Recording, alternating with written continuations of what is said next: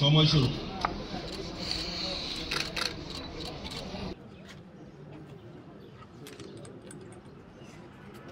পিলখানাতে যারা ছিল ওই দিন কাউকে আসলে একেবারে ইনোসেন্ট বা একেবারে নিরপরাধ বলা কোনোভাবেই সুযোগ নেই। শেখ হাসিনা থাকতে পারে, এটা তদন্তেই বের হয়ে আসবে, কিন্তু আমি সরাসরি ওনাকে দোষারোপ করছি না।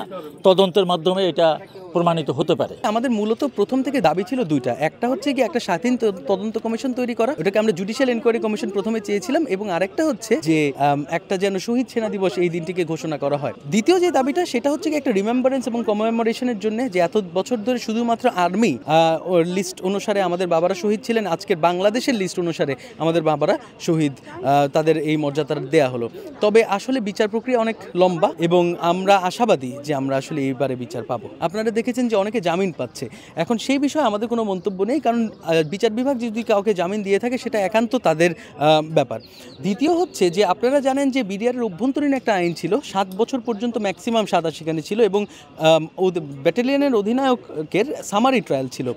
ওই অনুসারে যারা কিনা চাকরিচ্যুত হয়েছে তারা 7 বছর পর্যন্ত সাজা তাদের ছিল, এবং তারা আসলে এতদিনে বের হয়ে গেছে এবং তারাই আসলে আন্দোলনরত আছে। তাদের উদ্দেশ্যে আমরা বলতে চাই যে দেখেন, তাদের যে চাওয়াটা যে তাদের চাকরিতে পুনর্বহাল, সেই বিষয়ে শহীদ পরিবারের কোনো মন্তব্য থাকতে পারে না, কারণ তারা চাকরি চাইবে সরকারের কাছে অথবা বাহিনীর কাছে, এবং এটা একান্ত তাদের অধিকার। এই বিষয়ে আমাদের কোনো মন্তব্য নেই। শুধুমাত্র যারা কিনা হত্যা মামলায় দণ্ডপ্রাপ্ত, সেই বিষয়েও আমরা বলেছি যে আইনের ভেতরে থেকে যদি কোনো ধরনের সুযোগ থাকে যে হত্যা মামলা আপনি রিইনভেস্টিগেশন করবেন, সেই ক্ষেত্রে হত্যা মামলা রিইনভেস্টিগেশন করেন, কোনো অসুবিধা নেই।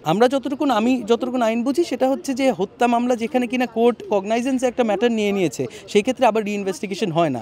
তবুও যদি কিনা সুযোগ থাকে সেই ক্ষেত্রে রিইনভেস্টিগেশন করেন, সমস্যা নাই, কিন্তু রিইনভেস্টিগেশনের সময় অন্ততপক্ষে হত্যা মামলার আসামিদেরকে ছেড়ে দেওয়া যাবে না। আমরা প্রথম থেকে যেটা চেয়েছি এখনো সেটাই চাচ্ছি। অনেক বছর পর আমাদের একটা ফোকাস আশাটা পূরণ হয়েছে, এখানেই শেষ নয়, আমরা সুষ্ঠু বিচারটাও চাই। তো আমরা কিন্তু প্রথম থেকেই এই দুটো জিনিস নিয়েই ফাইট করেছি এবং আমরা সেটাই চেয়েছি। বাট আমাদের মিডিয়া ভাইরা হয়তো বা সেটা কেন প্রচার করে নাই, বা আমাদের ইনগ্রেডিয়েন্টসগুলো ওনারা পায় নাই, বা সেটা কেন জনগণকে বা বিশ্বকে জানায় নাই, সেটা আমি বলতে পারবো না, সেটা দায়বদ্ধতা আপনাদের। কিন্তু আমরা প্রথম থেকে যেটা চেয়েছি আমরা এখনো সেটাই চাইছি, যে এই দিবসটা চেয়েছিলাম এবং সুষ্ঠু বিচার চেয়েছিলাম। সব কিছুরই একটা সিস্টেম থাকে, আস্তে আস্তেই হয়। এটা একটু বেশি দেরি হলেও সেটা আমরা পেয়েছি। আমি অথরিটিকে অনেক ধন্যবাদ জানাবো। আমরা এই কথাটি আমরা শহীদ পরিবার থেকে আমরা একাধিকবার বলেছি সংবাদ সম্মেলনের মাধ্যমে। রাস্তায় হেঁটে গেলেও কিন্তু একজন মানুষ বিপদগ্রস্ত হলে তারা মানুষ সহায়তা করার জন্য এগিয়ে আসে। ওইখানে তার নিজ বাহিনীর এতগুলো অফিসারকে তাদের সামনে মেরে ফেলা হলো, কিন্তু তারা কেন এগিয়ে আসেন? এটা তো সেই ইউনিফর্ম বাহিনী, তার তো এটা দায়িত্ব, দেশ রক্ষা করা, দেশের মানুষদেরকে রক্ষা করা, এটা তার দায়িত্ব। আর ওইখানে তার অফিসার রক্ষা করা তো আরও বড় দায়িত্ব, তাহলে সে কেন ওই জিনিস করেনি? তো এখানে পিলখানাতে যারা ছিল ওই দিন কাউকে আসলে একেবারে ইনোসেন্ট বা একেবারে নিরপরাধ বলা কোনোভাবেই সুযোগ নেই। আমরা আশা করি এটা একটা উচ্চ পর্যায়ের স্বাধীন কমিশন গঠন করা হয়েছে, এখান থেকে একটা সত্য উদ্ঘাটিত হবে এবং জাতি পরিপূর্ণ সত্যটা জানতে পারবে। আমি মনে করি এটার মাধ্যমে সত্য উদ্ঘাটিত হবে। তবে আমি ব্যক্তিগতভাবে মনে করি মঈনুল আহমেদের এখানে প্রচণ্ড ব্যর্থতা আছে, সম্পৃক্ততাও থাকতে পারে, কারণ ওনার নির্লিপ্ততার জন্য এতগুলি মানুষকে জীবন দিতে হয়েছে। ওখানে যদি দ্রুত ট্যাঙ্ক চলে যেত তাহলে আমার মনে হয় অনেকেরই জীবন রক্ষা করা সম্ভব হতো। শেখ হাসিনা থাকতে পারে, এটা তদন্তেই বের হয়ে আসবে, কিন্তু আমি সরাসরি ওনাকে দোষারোপ করছি না। তদন্তের মাধ্যমে এটা প্রমাণিত হতে পারে, ঠিক আছে না? কিন্তু সারকামস্ট্যান্সেসে মনে হচ্ছে যে সে জড়িত।